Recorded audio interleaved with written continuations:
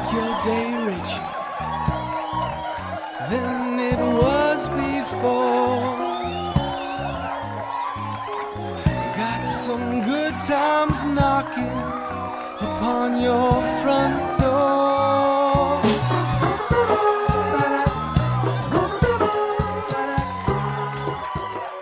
Well, hi, everyone. Good morning. Welcome to the 219th episode. 219. Can you believe that? We're coming up on a year, June 10th. I think we'll be at like 260 some episodes. Pretty amazing, if I do say so myself. And I can't thank you enough for watching and supporting the show as much as y'all have. We've had a ton of support, and I love it. If you'd like to buy us a coffee, go buy us a coffee at buymeacoffee.com/makeyourdayricher. It's a great way to support this show so we can continue to do this Monday through Friday and bring you amazing people. I just burped a little bit. That's what happens when you have a couple apples and pears before the show. Okay, what do I have to tell you today? It's Monday. What did I do all weekend? I was at the Wolf Media Festival. Let me put that up here so you can see it. It's actually a monthly media festival. So if you are out there making any type of media, from tarot cards to movies to books to podcasts and everything in between, go on their website, wolfmediafest.com, check your category, submit your work, and every month they have winners in all of those different categories. And then every year we have an annual, like, the winners of the winners. And we had screenings and live podcasting, all kinds of stuff that actually I don't know anything about yet because we're filming this before I get on a plane on Thursday. So tomorrow we're all live guest, live me, and I'll tell you all about it, but I'm sure it was fantastic. So there's that. Okay. Outside of this show, I also help other podcasts with their editing and production. Before You Go has a new episode that comes out today. Great episode. Great nonprofit out of San Antonio called Abode, and they house people in the last months of their lives to let them die with dignity. And that's what the podcast is all about. Prepping for death, the reality of death, and everything in between. So I want to show you a clip of this week's episode. Take a look. Yeah, lots of opportunities to practice that or confront or befriend that fear of mortality, which I think is, to me, it means that we can live a beautiful and fulfilling life because then every moment is precious. Right. And that's one of the other things I guess I would want people to know about Memento Mori is the point of it is to help people embrace the preciousness of our life and our mortality as it is now. In doing so, we may face dark thoughts or feelings around death, but the ultimate goal is to be like, what do you want to do while you're still here? And how do you want to feel? What kind of person do you want to be? You can go to abodehome.org to learn more about Natalie, about Abode, about the podcast, and all the amazing work that they're doing in San Antonio. And if you want help with your podcast, go to makeyourdayricher.com or email me at makeyourdayricher@gmail.com, and we can start making great podcasts. Okay, that's it. I've talked enough. Okay, let's go. It's Monday. Let's start off with a bang. Joining us today is an author who knows the dedication it takes to pursue your creative dreams while navigating the demands of everyday life. Michael Stangeland, the writer of the science fiction novel Junkworld, the Ballad of Leroy Brown, balances his writing with working in retail and caring for his grandmother. Michael's commitment to his craft is truly inspiring, and we're excited to have him here with us today. Let's give a warm welcome to Michael Stangeland. Michael, thank you so much for being here. Yes, thank you for having me on. Congratulations are in order for your book, Junkworld. I mean, how does that feel to finally have a book out there? I mean, it does feel good to have something that put together in a physical book that is out there that people can purchase. Tell everybody about the book. Well, it primarily takes place on a giant junkyard planet, which is why it's called Junkworld. And it's about a robot who is a military robot turned arena fighter. But for some reason he doesn't understand, after one particular fight, a big fight, and being turned off of maintenance, he is reactivated on this junkyard planet, and he has no idea why he's there. He's certain it's a mistake. And so he's determined to go back to where he's supposed to be. And so it follows his journey through that, and as he discovers additional stuff, and as he gets wrapped up in this event of where there's a robot that is trying to conquer the planet, and the guy behind the robot behind that, for some reason that no one but this conqueror knows, he wants Leroy for some reason. And so the two, and I'd say that if there's a core thematic element to it, it's about the choices we make, especially when life decides to come along and just flip the table on us. You think you have things figured out, and then everything gets upended. And so what age range, like, who is the book for? I wrote it as something that's more, hey, this is something that I like this story. I mean, this character, I like this character, and writing a story around it. Where I think that it's for, probably adults are probably the primary thing. There's actually a lot of violence in it, but because, pretty much all the characters are robots, it's one of those things where, you could give this to a younger reader and it wouldn't be a problem, because, violence with robots is a lot different than violence with people.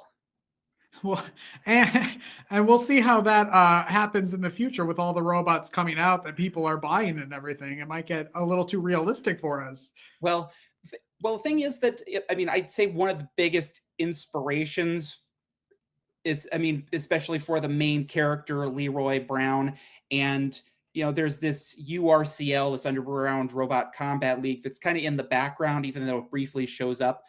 A big inspiration for that is, if you're familiar with BattleBots, or that where it's been around for a few decades now, of where people will build these machines for the express purpose of sticking them in a box and see, hey, my robot can beat up your robot.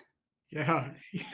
Yes. Are you going to write again? Do you think you're going to have another book up your sleeve? Yes, I have other projects in the works. I intend to keep writing as long as I can. Good.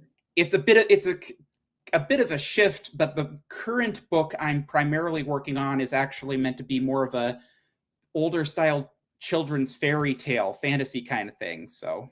Oh, cool.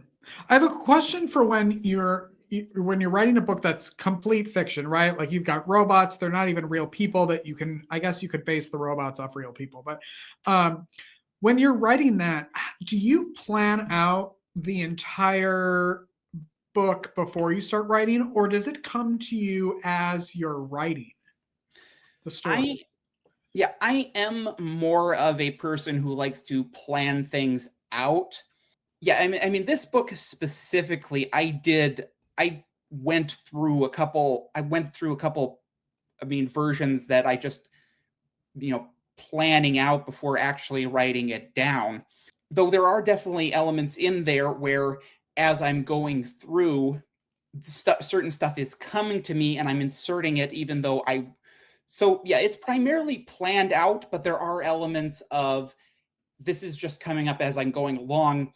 And in this story in particular, there's actually a major character who, he's like a ship captain, because one of the things of this Junkworld planet is that it's got, even though, yes, they're not practical, they've got giant land ships that are traveling around on wheels or treads. And there's this captain who wasn't even in the initial draft. When I had this book, okay, here's the plot, and here's what needs to happen, and I'm sitting down writing down, this character wasn't even in the initial planning, but I have to create this ship captain.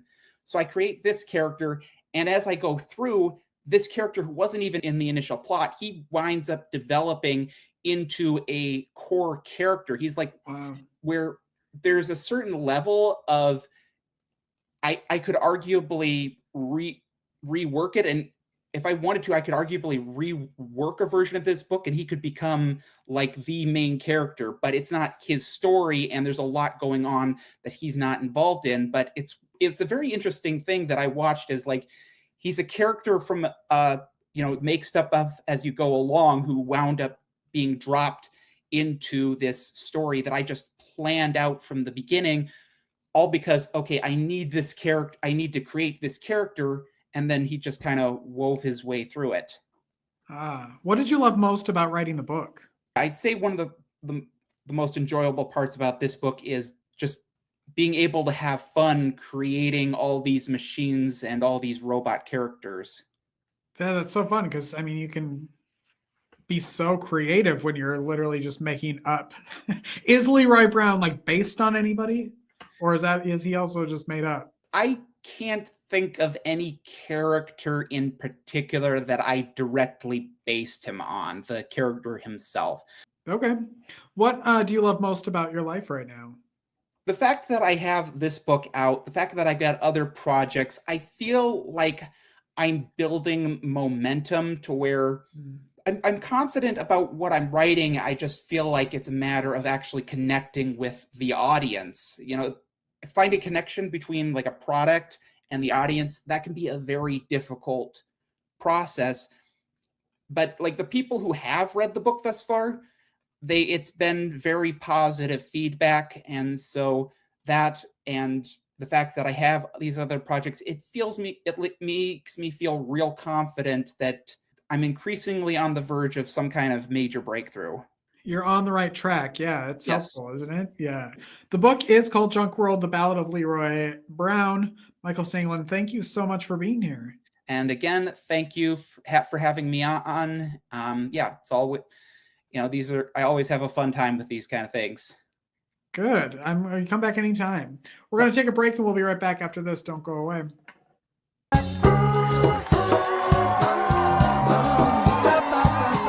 Life is difficult. Are you feeling overwhelmed or like you could use a little support for your mental well-being? Visit the Help Hub.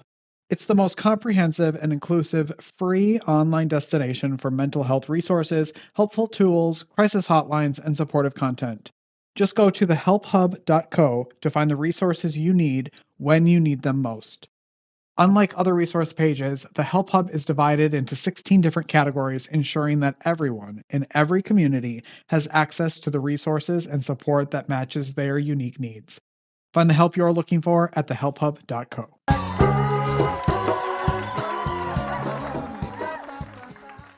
Hey, that's our show, everyone. Thanks for watching. Go make your day richer. Go make somebody else's day richer. You've made mine by watching this show, and I love you for it.